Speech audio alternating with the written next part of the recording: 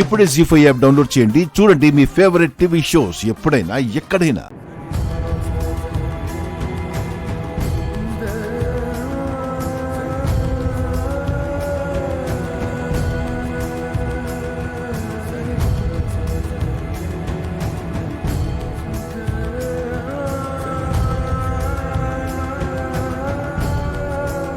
Sir, మిమ్మల్ని ఒకటి అడగొచ్చా?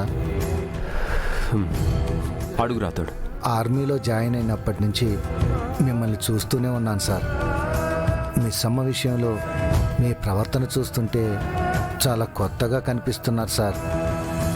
Drawing చార్ట్ని పొరపాటున కూడా మిస్ అమ్మ కాల్చదని మీకు కూడా తెలుసు.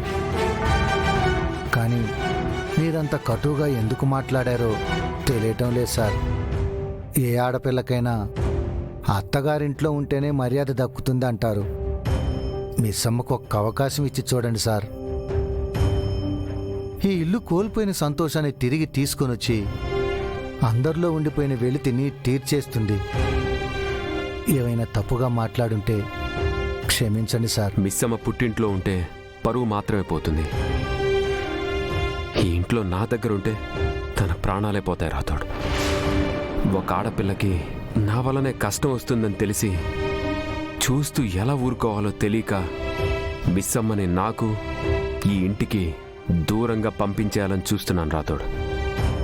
నేను మిస్సమ్మ మెడలో కట్టింది తాళి కాదు, తన ప్రాణాలు తీసే ఉరితాడు.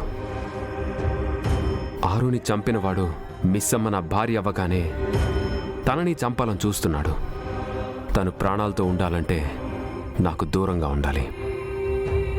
ఆరుని చంపిన వాణ్ణి, చంపమని చెప్పిన వాణ్ణి పట్టుకునే వరకు మిస్సమ్మ ఈ ఇంటికి నాకు దూరంగా ఉండటమే తనకి రక్ష.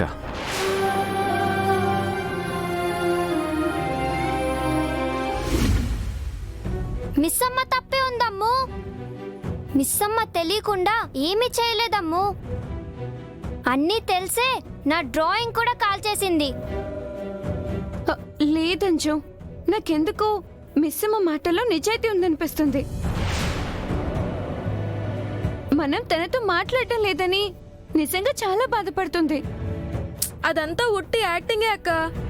డాడీ ఇంట్లో ఉండనివ్వడం లేదు కదా, అందుకే మనల్ని మంచి చేసుకోవాలని చూస్తుంది.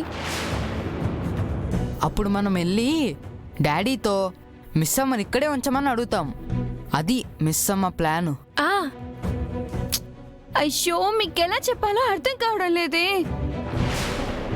ఈ ఒక్కసారికి మిస్ అమ్మకి ఒక ఛాన్స్ ఇచ్చి చూద్దాం. ఈసారి కూడా మిస్ అమ్మ మనల్ని మోసం చేస్తే ఇక మీరన్నట్టే మన మిస్ అమ్మతో మాట్లాడటం వద్దు. ఓహో, నువ్వు మిస్ అమ్మతో మాట్లాడాలని ఫిక్స్ అయిపోయావన్నమాట. అదిరా అన్నయ్యలు, అక్క మిస్ అమ్మ పార్టీ అని ఇండైరెక్ట్ గా చెప్తుంది. అంజు అదిగా చెప్పకక్క. మిస్ అమ్మ చేతుల్లో మళ్ళీ మోసపోయానని చెప్పి అప్పుడు మాట్లాడదాం.